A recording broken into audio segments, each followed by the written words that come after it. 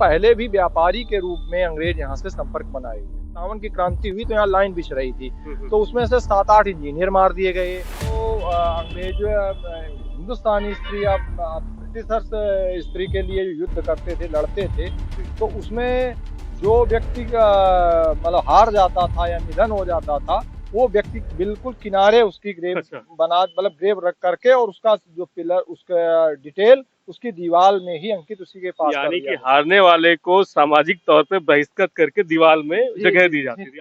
विरासतें यानी किसी भी शहर का वो आईना जिससे हम अपना गुजरा हुआ कल देखते हैं।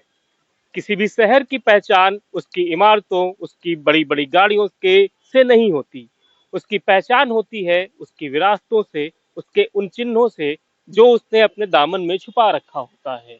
नमस्कार, मैं मृदुल कपिल अपने साथी अतुल तिवारी आक्रोश और पंकज के साथ आपका फिर से स्वागत करता हूं अपने खास कार्यक्रम विरासतें कानपुर पे। हमारा प्रयास है कि हम आपको उन विरासतों या इमारतों से परिचित कराएं जिन्होंने कानपुर के इतिहास को संजो रखा है और जो हमको बताती हैं कि हमारा अतीत क्या रहा है। इसी क्रम में आज हम खड़े हैं एक बहुत ही ऐतिहासिक स्थल पे। हो सकता है आप कई बार वीआईपी रोड से गुजरे हो, कचहरी के बगल से निकले हो, या आपने एक बार बार शब्द सुना हो गोरा कब्रिस्तान। कब्रिस्तान, शमशान, ये एक ऐसे शब्द हैं जो कहीं ना कहीं हमको चौंकाते हैं और हमको कुछ सोचने पे विवश करते हैं। लेकिन अपने शहर कानपुर में एक ऐसा कब्रिस्तान है जिसने अपने दामन में बहुत कुछ दफन कर रखा है, और उस इतिहास को जानने के लिए आज हम लोग इसी गोरा कब्रिस्तान पे खड़े हुए हैं। आज हमारे साथ हैं इतिहासकार अनूप शुक्ल जी, जिन्होंने कानपुर के इतिहास में बहुत काम किया है। हम इनसे बात करेंगे और जानेंगे गोरा कब्रिस्तान के बारे में कुछ वो बातें जो अब तक हम लोगों को नहीं पता है। अनूप दादा, आपका बहुत बहुत स्वागत है। धन्यवाद धन्यवाद। गोरा कब्रिस्तान कानपुर शहर के लिए अनजान नाम नहीं है, अक्सर सुना है, लेकिन सवाल ये कि हम इसके बारे में जानते कितना है। तो अनूप जी, मैं आपसे जानना चाहूंगा कि ये गोरा कब्रिस्तान, जैसा कि जाहिर है नाम से अंग्रेजों की कब्रों की वजह से पड़ा, तो इसका इतिहास क्या है, कहाँ से इसका आरंभ हुआ? गोरा कब्रिस्तान, कानपुर में गोरा कब्रिस्तान 4 थे जी। एक दलेलपुरवा में गोरा कब्रिस्तान था जो नेस्तनाबूद हो गया, एक मीरपुर में गोरा कब्रिस्तान था जो नेस्तनाबूद हो गया, एक कैंट में अभी है, और एक हम ये जो चूंकि आर्कियोलॉजी सर्वे ऑफ इंडिया द्वारा संरक्षित है, सबसे पुराना गोरा कब्रिस्तान, इसलिए ये है संरक्षित। और इसके बाद का जो है कब्रिस्तान सूबेदार तालाब जो बकर मंडी के पास है। तो ये अंग्रेजों के और ईसाइयों के कब्रों का स्थल है। इनमें से ये जो सेमेट्री है, ये कब्रगाह है, इसकी ये जब अंग्रेजों का आगमन कानपुर में 1778 से, जैसा कि कंपनी शासन से ये हिस्सा यहाँ पर छावनी आई, लेकिन इससे पहले भी व्यापारी के रूप में अंग्रेज यहाँ से संपर्क बनाए हुए थे। वो वाणिज्यिक संसाधनों के लिए यहाँ आते थे और यहाँ के लोगों से जुड़े रहते थे। औद्योगिकरण तो 1860 में हुआ। ये यहाँ पर जो कब्रों के अब तक के जो प्रमाणिक सोर्सेज मिले हैं, तो वह उसके हिसाब से 1778 से लेकर के 1856 तक की यहाँ पर कब्रें मौजूद हैं। 1856 में ये पूरा फुल हो गया था कब्रगाह, इसलिए इसमें कोई 57 के किसी भी व्यक्ति के स्मारक नहीं। एक इस छोटा सा कब्र बनी, छोटी सी, जो कि कहीं दूसरी जगह मृत्यु बाद में यहाँ पर दफन कराया गया। यानी 1857 का जो अपना स्वतंत्रता आंदोलन था प्रथम, उससे संबंधित कब्रों का यहाँ पे उससे संबंधित कब्रें विभिन्न अलग अलग स्थानों पर, या तो उन घटना स्थलों पर ही दफन किए गए, उसके अलग अलग स्थान है, वो भी स्मारक संरक्षित हैं। जैसे कि छावनी में एक कहलाता है, उसमें 3 प्रमुख ग्रेवयार्ड बना, उसमें स्मारक के रूप में बने हैं और प्रतिनिधित्व कर रहे हैं, और 3-4 छोटे छोटे उसमें कब्रें बनी हैं, और वो कब्रें कहलाती हैं, इस समय मैं नाम भूल रहा हूँ, अभी याद आ जाएगा मैं बता दूंगा। तो इसके बाद जैसे मेमोरियल वेल चर्च, जो व्हीलर इंट्रेंचमेंट है, व्हीलर इंट्रेंचमेंट ही आज का आर्सोल चर्च या मेमोरियल चर्च कहलाता है। उसमें सियद्दे भी गड़े व्हीलर। तो वहाँ की उस मोर्चाबंदी में जितने अंग्रेज मरे, तो उनके स्मारक पट्ट लगे हुए हैं। वो स्मारक पट्ट में जैसे ईस्ट इंडिया कंपनी EIR भी चला रही थी, ईस्ट इंडियन रेलवे आ गई थी कानपुर में, 57 की क्रांति हुई तो यहाँ लाइन बिछ रही थी, तो उसमें से 7-8 इंजीनियर मार दिए गए सरसौल के आसपास महाराजपुर युद्ध के में दौरान। तो उनके तो वहाँ नाम सबके लिखे गए हैं। मेमोरियल चर्च एक सबसे बड़ी 57 में जो भी अंग्रेज मारे गए और बच्चे, महिलाएं और जितने पुरुष मारे गए उन सब की वहां पर स्मृति पट्ट मेमोरियल चर्च में लगे हुए, कोई भी छोड़ा नहीं गया। अच्छा, अगर हम यहाँ की बात करें तो रिकॉर्ड के अनुसार मुझे लगता है कि लगभग 1000 कब्रों का रिकॉर्ड है। हाँ, लगभग 1000 कब्रों को संरक्षित किया गया है जी। जिसमें से 800-900 तो प्रतीकात्मक रूप से हैं, 100-150 कब्रें ऐसी कब्रें हैं जो कब्रें इस समय जिनको कब्रें जो दीवार के किनारे पर लगी हुए प्लेटें हैं जिन पर उनके नाम पट्ट चिह्नित है, उनके हम लोग देख रहे हैं जैसे कि कई सारी कृतियां हैं, कई सारी कब्रें हैं जो दीवालों में आप देखिए हैं। तो इनको दीवालों में जगह देने के पीछे क्या वजह रही होगी, आपको क्या लगता है?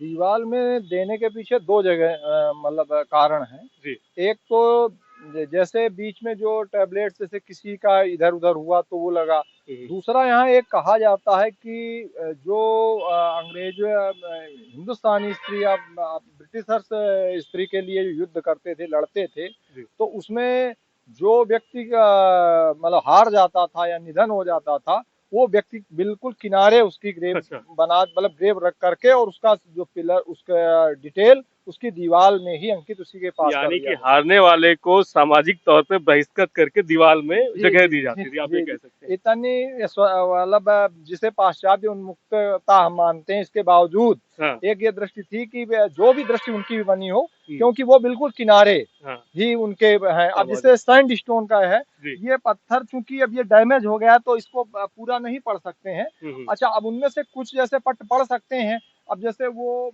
ये पढ़ रहे हैं, ये बंगाल नेटिव इन्फेंट्री का है, तो ये तो उस प्रकरण से नहीं होना चाहिए। ये प्रकरण ये है, ये मूल टैबलेट से हटा होगा और बाद में क्योंकि जब इसका कहीं कोई टैबलेट किसी से कब्र से उसको जोड़ा नहीं गया, जब कंजर्वेशन ASI ने किया, प्रोटेक्ट किया, तो उस समय का ये दशक है, उस समय मतलब 200 साल के बाद जो कब्र का मेंटेनेंस हो रहा है, तो ऐसी चीजें बाद में फिर वो लगा भी दी गई संरक्षण के तौर पे इनको यहाँ पे। लेकिन ज्यादातर में प्रकरणों में वही उसी ढंग के प्रकरण माने गए। अनूप जी, अभी तक हमने यहाँ पे जितनी भी कब्रें देखी हैं, करीब करीब इनमें से सबका जो शिल्प है, जो कृति है, वो अपने आप में अलग है। कुछ अलग तरीके से है, कुछ में भारतीय शिल्प दिखता है, कुछ में यूरोपीय। तो ऐसा क्यों है, इसकी क्या वजह रही होगी?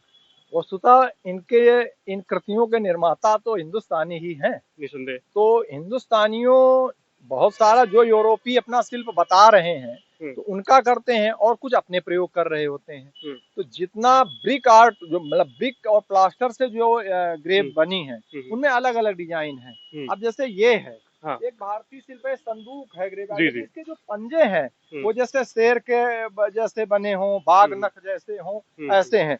अब ये 1838 का जैसे ग्रेव है मेमोरी, और ये मोडी कमांडिंग अफसर है, कोई मेजर एस मोडी। तो अब इनकी ये मतलब निधन का है, तो ऐसे अलग अलग नमूने मिलेंगे।